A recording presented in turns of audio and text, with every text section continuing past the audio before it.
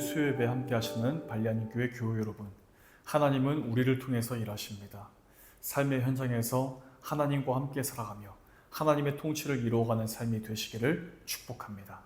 다 함께 찬송가 412장 찬송하시겠습니다.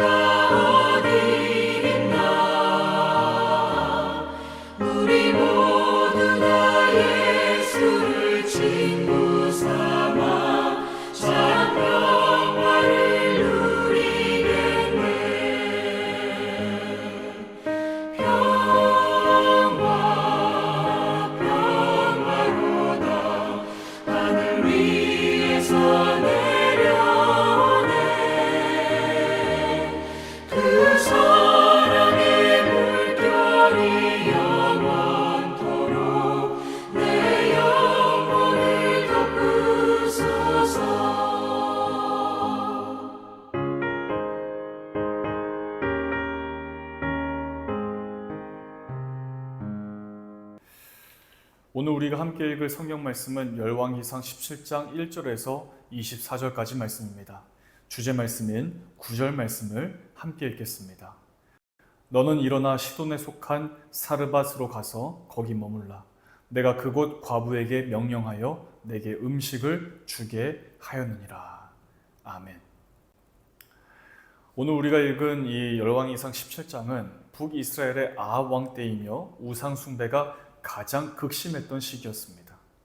하나님은 엘리야를 시켜서 그에 대한 징벌로 수년 동안 비도 이슬도 있지 않겠다라고 하는 말씀을 선포하십니다. 그가 선포한 말씀대로 정말 이스라엘 땅에는 3년 6개월 동안 비가 내리지 않았습니다. 비가 내리지 않아 황폐한 그 상황 가운데 하나님은 엘리야를 아합의 아내 이세벨의 고향인 시돈과 사르밧으로 보내십니다. 그가 사르밧 성문에 이르렀을 때 한 과부가 나뭇가지를 줍고 있었습니다. 그는 그녀에게 그릇에 물을 조금 가져다가 내가 마시게 하라라고 그렇게 이야기합니다. 엘리야가 물을 먹고자 한 것이 아니라 그녀의 마음밭을 테스트한 것입니다. 그녀가 나뭇가지를 줍는 일을 멈추고 물을 가지러 갈 때 엘리야는 다시 그녀를 불러서 네 손에 떡 한 조각을 내게로 가지고 오라고 그렇게 더 큰 순종을 요구합니다. 그런 부탁을 받은 이 사르밧 과부는 자신의 형편을 털어놓습니다. 나에게는 떡은 없고 가루 한 움큼과 병에 기름 조금이 있는데 나뭇가지 둘을 주어 아들을 위해서 음식을 만들어 먹고 그 이후에는 죽을 생각이었다라고 고백을 합니다. 모자가 엄마와 아들이 이 기근으로 인해 죽기 직전에 있었던 위기의 가정이었습니다. 엘리야는 그 여인에게 먼저 하나님을 대접하면 여호와가 비를 지면에 내리는 그날까지 통의 가루와 병의 기름이 없어지지 아니한다라는 약속의 말씀을 전해줍니다. 그녀는 하나님 말씀에 순종하였고 이후로 통의 가루와 기름이 없어지지 아니하는 은혜를 체험합니다. 우리가 말씀을 통해서 우리가 알 수 있는 첫 번째는 우리가 살아가는 삶의 주관자가 하나님이시라는 사실입니다. 우리의 힘으로 먹고 사는 것이 아니라 전적인 하나님의 도우심으로 먹고 사는 것입니다. 자신의 힘으로 먹고 사는 것은 어느 정도 가능합니다. 그러나 전적인 하나님의 도우심으로 살아갈 때에 가뭄의 재앙도 통의 가루와 병의 기름이 없어지지 아니하는 것처럼 지속적으로 돌봄이 유지된다는 것입니다. 내 힘이 아닌 삶의 주관자 되시는 하나님의 도우심을 따라서 살아가는 우리의 삶이 될 수 있기를 축복합니다. 그런데 오늘 말씀이 통의 가루와 병의 기름이 없어지지 않는 이런 좋은 곳으로 끝나면 얼마나 좋겠습니까? 그러나 이 일 후에 더 큰 위기가 찾아왔습니다. 그 사르밧 여인의 아들이 병이 들어서 증세가 심히 위중하다가 숨이 끊어져 버리고 말았습니다.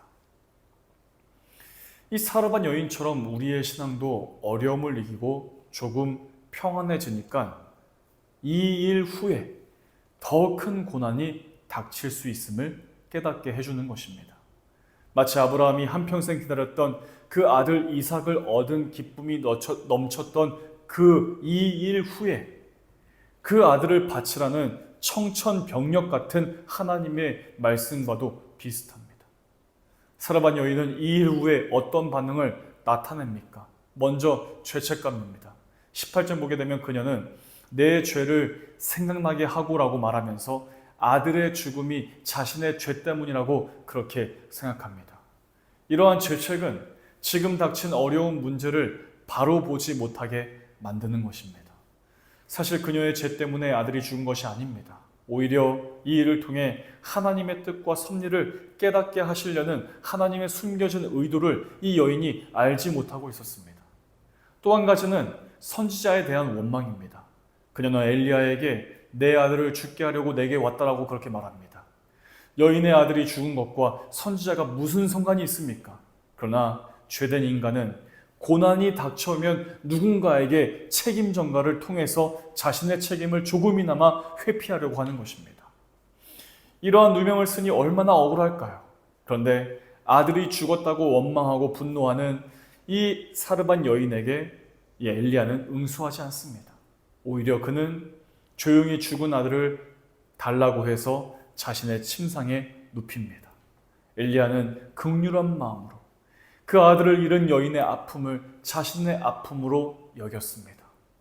상대방이 원망을 하며 책임을 전가하는데 오히려 그는 그의 아픔과 고통을 감싸 안는 것이 그리스도의 마음이며 선으로 악을 이기는 것입니다. 그는 마음을 다해 하나님을 의지하며 기도했습니다. 그러자 그 기도를 들으시고 하나님은 그 여인의 아들을 살리시는 기적을 보이십니다. 엘리야는 그 위기 상황에서 사람에게는 침묵하고 주님을 향해서 기도하는 참된 그리스도인의 모습을 보여주고 있는 것입니다. 우리에게도 고난과 시련과 위기의 순간이 찾아올 때 사람에게는 침묵하고 하나님을 향해서 기도하는 모습을 가져야 하는 것입니다. 또한 이 아들이 죽게 되고 살리는 이 사건을 통해 하나님이 우리에게 말씀하시기를 원하는 것은 바로 생명의 주관자가 하나님이시라는 사실입니다. 전반부의 양식의 사건을 통해 삶의 주관자가 하나님이라는 사실을 알려주었습니다. 매우 현실적인 문제이며 우리 삶에도 얼마든지 반복될 수 있는 일입니다. 그리고 후반부의 사건은 생명의 주관자가 하나님이시다라는 사실입니다. 생명을 살릴 수도 죽일 수도 있는 분이 오직 하나님 한 분이시라는 것이죠. 그리고 이 사르밧 여인은 생명의 주관자가 하나님이심을 알았을 때 이제야 당신은 하나님의 사람이시요 당신의 입에 있는 여호와의 말씀이 진실한 줄 아노라 하니라라고 고백할 수 있었던 것입니다. 그 여인에게 하나님을 향한 믿음이 생긴 것입니다. 오늘 이 사르밧 여인을 보면서 우리는 무엇이 더 중요한지를 알게 됩니다. 먹고 사는 문제도 중요하지만 이보다 더 중요한 것은 죽고 사는 문제가 더 중요하다는 것입니다. 사랑하는 여러분, 우리들의 믿음은 먹고 사는 현실적인 문제에만 머물러 있어서는 안 될 것입니다. 한 걸음 더 나아가 죽고 사는 본질적인 문제까지 해결받을 수 있는 참된 믿음을 가져야 합니다. 생명의 주관자 되신 하나님을 믿는 믿음이 우리 모두에게 정말 풍성하게 허락되기를 우리 주님의 이름으로 간절히 축복합니다. 함께 기도하시겠습니다. 주신 말씀을 기억하면서 기도하시고 우리 교회를 위해서 또 우리 각자를 위해서 다 함께 기도하시겠습니다.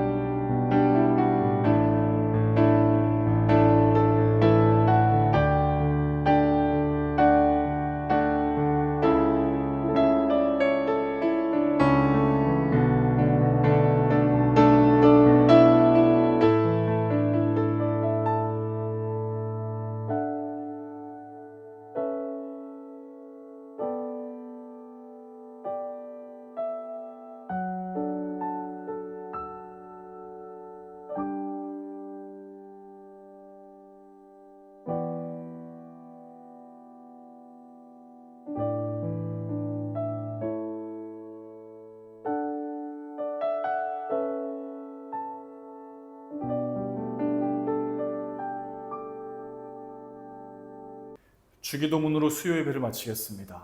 하늘에 계신 우리 아버지, 아버지의 이름을 거룩하게 하시며 아버지의 나라가 오게 하시며 아버지의 뜻이 하늘에서와 같이 땅에서도 이루어지게 하소서.